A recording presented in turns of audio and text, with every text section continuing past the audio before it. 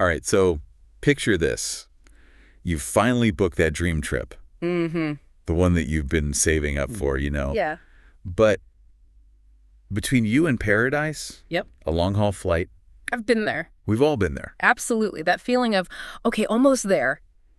Just got to get through this flight first. Exactly. So what if we could actually look forward to those long hours in the air? Right. What if instead of just enduring it, we could make the flight an enjoyable part of the travel experience? That's the million-dollar question, isn't it? Right. And lucky for us, there's this incredibly detailed blog post by Ahmed Okay. who calls himself a financial and travel expert. Right. He recently survived what sounds like a marathon flight.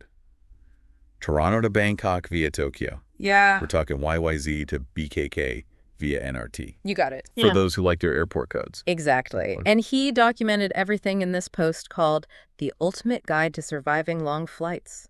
So we are diving deep into his tips and tricks.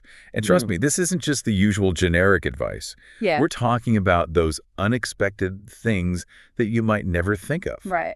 Like, did you know there's a whole strategy for couples booking seats? Yeah. Or that a simple app saved Ahmed's entire month-long trip from disaster? Oh, yeah, those were definitely some eye-openers. It really highlights how important the preparation phase is. Okay. And that's actually where Ahmed starts, even before you get to the airport. Okay. There are things that you can do to set yourself up for a smoother journey. That makes sense. I feel like I'm always scrambling last minute. Mm-hmm. But a little pre-flight planning probably goes a long way.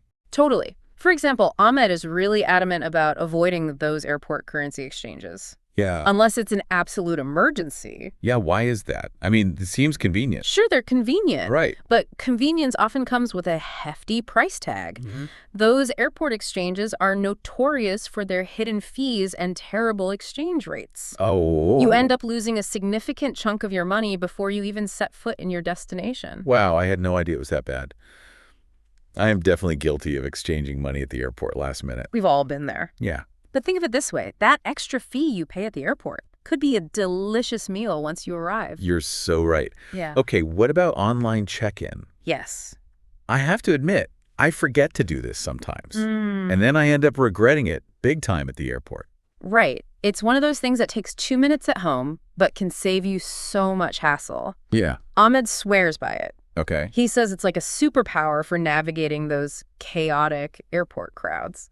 I can see that. No one enjoys standing in those long, snaking lines at the airport. What exactly does he say is so great about it? Well, firstly, many airlines have a dedicated, shorter line for people who have already checked in online. Oh, okay. So you're already ahead of the game. Right. And you can often go straight to baggage drop-off if you have checked luggage. Oh, that's brilliant. No more frantically searching for your passport and boarding pass while juggling a million bags. Exactly. And if you are only traveling with carry-on, you can often bypass the check-in counters entirely. Wow. Less time waiting, more time exploring. Okay, that alone makes it worthwhile. Now, this next tip from Ahmed, it initially struck me as a bit much. He insists on arriving at the airport 3 to 4 hours early for international flights. 3 to 4 hours. Yeah, that does sound extreme at first glance. Right.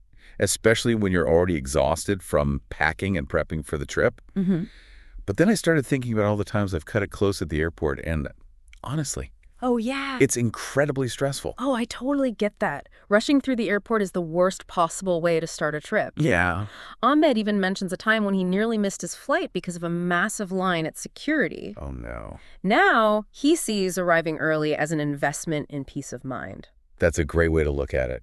And if everything goes smoothly, well, you've got time to grab a coffee, maybe read a book, and just relax before the flight. You're already on vacation time. Exactly. You're setting the tone for the entire trip. And let's be honest, airports can be fascinating places to people watch. So true. Okay, so we've tackled pre-flight prep like pros.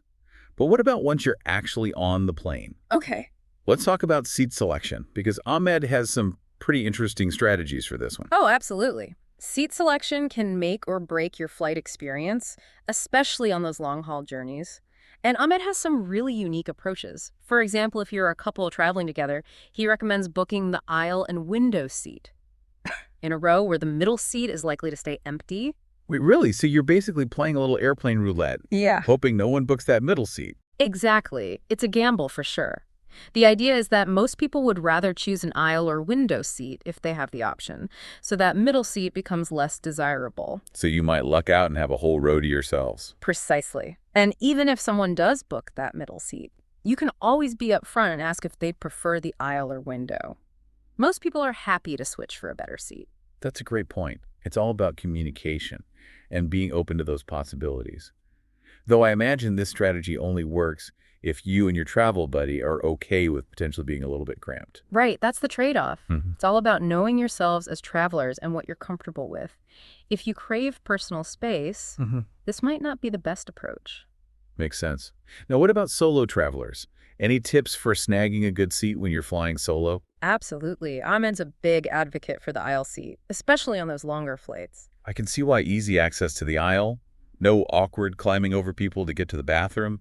It just makes sense. Exactly. And it's not just about convenience. On a long flight, being able to get up and move around easily is crucial, not just for comfort, but also for your health. Oh, right. I've heard about that. Deep vein thrombosis, right?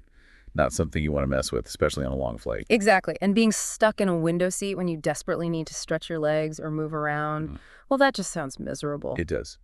Okay, speaking of maximizing comfort, that actually reminds me of Ahmed's packing strategy, which is pretty hardcore. Oh, yeah. This is where Ahmed's minimalist travel philosophy really shines through. He and his partner actually share one small checked bag for their trips, no matter how long they're gone. Wait, seriously? One bag for two people? That sounds practically impossible, especially for a longer trip. I know, it sounds crazy, right? But he makes a really compelling case for packing light. He says it's all about prioritizing experiences over possessions. Okay, I like that.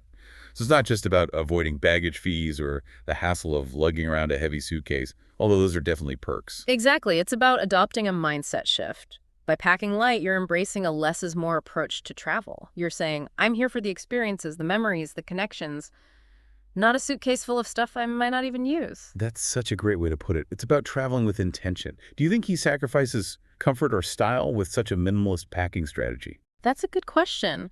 He mentions packing versatile clothing items that can be mixed and matched. And he's not afraid to do laundry on the go. He also talks about how packing light forces him to be more present and resourceful during his travels. Okay, that's making more sense now. It's about prioritizing what truly matters. So he's got his minimalist packing list down. What about his carry-on situation? This is where it gets really clever. Yeah. He chooses a carry-on bag that's small enough to be considered a personal item. You mean like a small backpack or tote bag? Exactly. And by doing that, he essentially gets two bags for the price of one.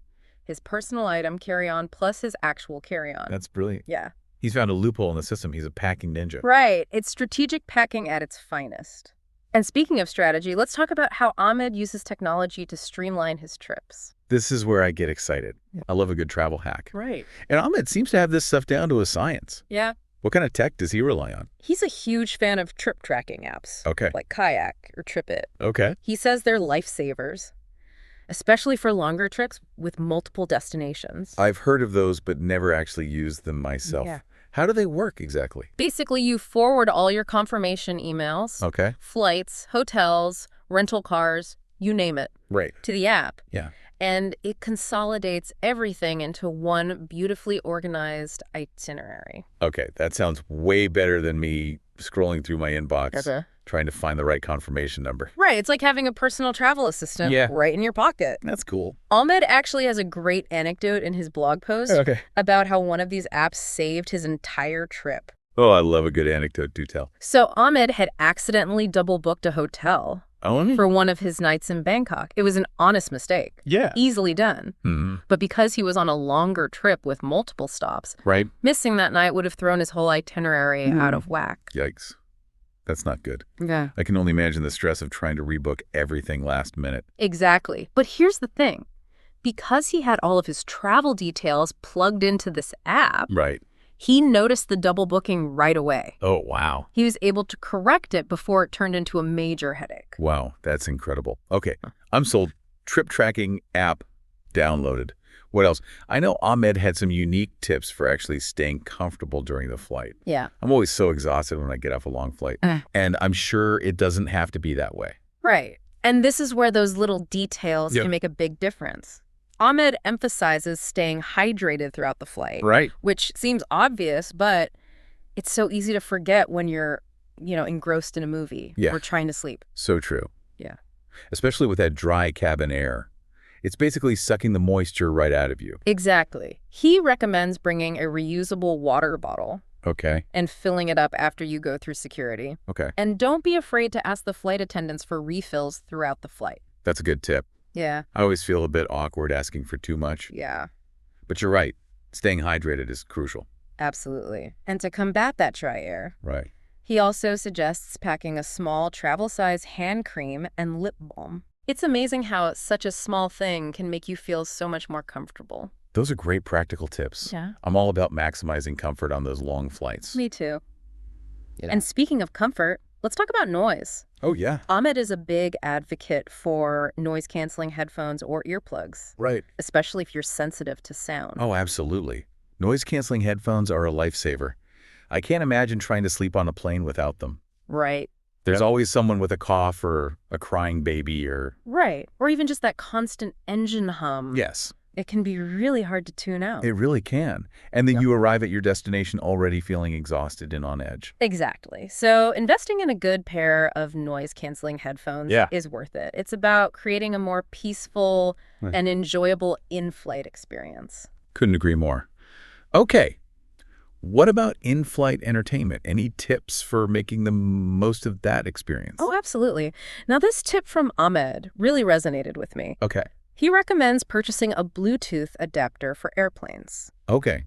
Interesting. What exactly does that do? Basically, it allows you to connect your own Bluetooth headphones to the in-flight entertainment system. Okay. Have you ever tried using those airplane headphones? Oh, my goodness. Don't even get me started. Yeah. They're always uncomfortable and tinny sounding. Oh. It's like listening to music through a tin can. Exactly. But with a Bluetooth adapter, you can use your own high-quality headphones and enjoy the movie or the music Right. with much better sound. That is a game changer. Why have I never thought of this before? Right. It's like a mini upgrade for your in-flight entertainment system. Exactly. And it gives you more control over your experience. You're not limited to the airline's often questionable selection. Okay, I have to say, I'm feeling so much more prepared for my next long-haul flight after diving into Ahmed's tips. Me too. It's amazing how much he's thought about every aspect of the journey. It's easy to view those long flights as something to just endure. Right. But Ahmed's approach is all about finding ways to make the journey itself more enjoyable. It's about embracing those in-between moments. Exactly. And, it makes you think about travel in a whole new light. Yeah. It's not just about the destination. It's about savoring the journey. Yeah. Finding those little moments of joy Right. and comfort along the way. I love that takeaway. It's about shifting your perspective. So as you prepare for your next long flight, think about how you can turn those hours in the air into a positive, maybe even enjoyable, part of your adventure. Safe travels.